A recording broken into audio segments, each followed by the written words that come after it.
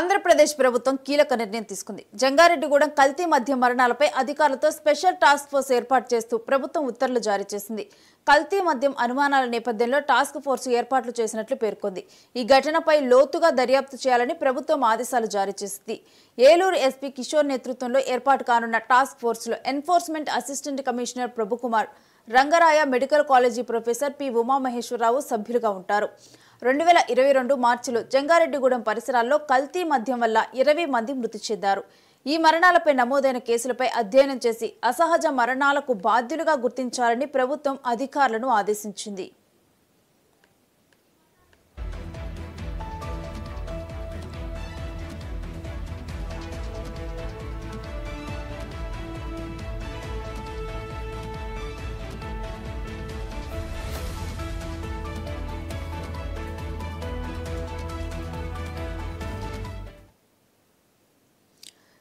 జంగారెడ్డిగూడెం పరిసర ప్రాంతాల్లో 2022 మార్చి 7 నుంచి 16వ తేదీల మధ్య దాదాపు 20 మందికి పైగా చనిపోయారు. వాంతులు, కడుపు నొప్పి, శ్వాస తీసుకోవడంలో ఇబ్బందులు, పల్స్ రేట్ పడిపోవడం లాంటి లక్షణాలతో చనిపోయారు. వారిలో కొందరు ఆసుపత్రిలో చికిత్స పొందుతూ మృతి చెందారు. కల్తీ సారా తాగటం వల్లే వారు చనిపోయారని బాధిత కుటుంబాలు ఆరోపించాయి. ఈ మరణాలకు కారణం కల్తీ సారా తాగటమే అని బాధిత కుటుంబాలు అప్పట్లో ఆరోపించాయి. అయితే వాటిని అప్పటి ప్రభుత్వం తోసిపుచ్చింది.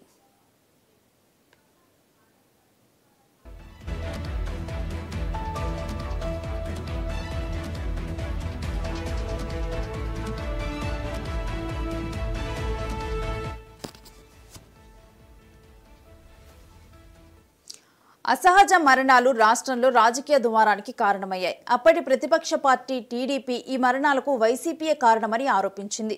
మృతుల కుటుంబాలను పరామర్శించిన టీడీపీ జాతీయ అధ్యక్షుడు, అప్పటి ప్రతిపక్ష నేత చంద్రబాబు నాయుడు వైసీపీ ప్రభుత్వ నిర్లక్ష్యతను ప్రశ్నించింది. అయితే మద్య నియంత్రణలో ప్రభుత్వం విఫలమైందని, ఈ మరణాలకు ప్రభుత్వమే బాధ్యత వహించాలని డిమాండ్ చేసింది.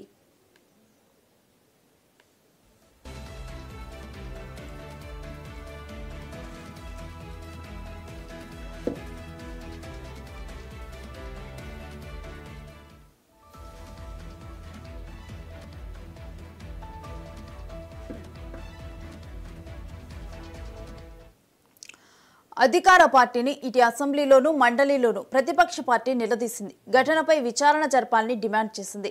జంగారెడ్డిగూడెంలో జరిగినవి సహజ మరణాలేనని, అవి కల్తీ సారా వల్ల జరిగినవి కావని ప్రభుత్వం ప్రకటించింది. 50,000 మందికి పైగా జనాభా ఉన్న చోట పదుల సంఖ్యలో సహజ మరణాలు జరుగుతూ ఉంటాయని అప్పటి సీఎం జగన్మోహన్ రెడ్డి అసెంబ్లీలో ప్రకటించారు.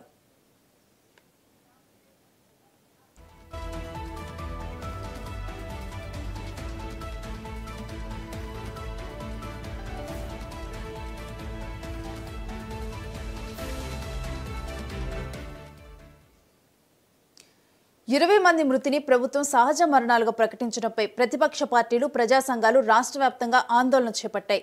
ప్రభుత్వంపై ఒత్తిడి పెరగడంతో చనిపోయిన వారిలో మడిచెర్ల అప్పారావు అనే వ్యక్తి మృతదేహాన్ని వెలికితీసి నాటుసారే వల్లే చనిపోయారనే ఆరోపణల దృష్ట్యా పోస్టు మార్టం నిర్వహించారు. అప్పటి అధికార పార్టీ వైసీపీ అనుచరుల్లో సారా వ్యాపారులు ఉన్నారు అనే ఆరోపణలు వెల్లువెత్తాయి. అయితే అప్పటి ముఖ్యమంత్రి, ఎక్సైజ్ శాఖ మంత్రి నారాయణ స్వామి ఈ మరణాలన్నీ పోస్ట్ కోవిడ్ సమస్యల వల్ల జరిగాయని చెప్పారు.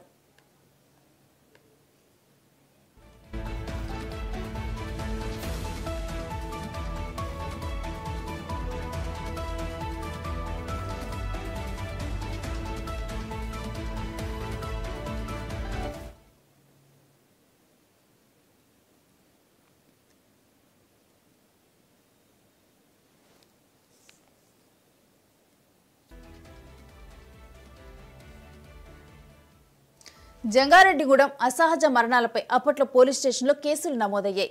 వాటిని లోతుగా అధ్యయనం చేసి వాస్తవాలు నిగ్గు తేల్చేందుకు ప్రభుత్వం ఇప్పుడు టాస్క్ ఫోర్స్ను ఏర్పాటు చేసింది.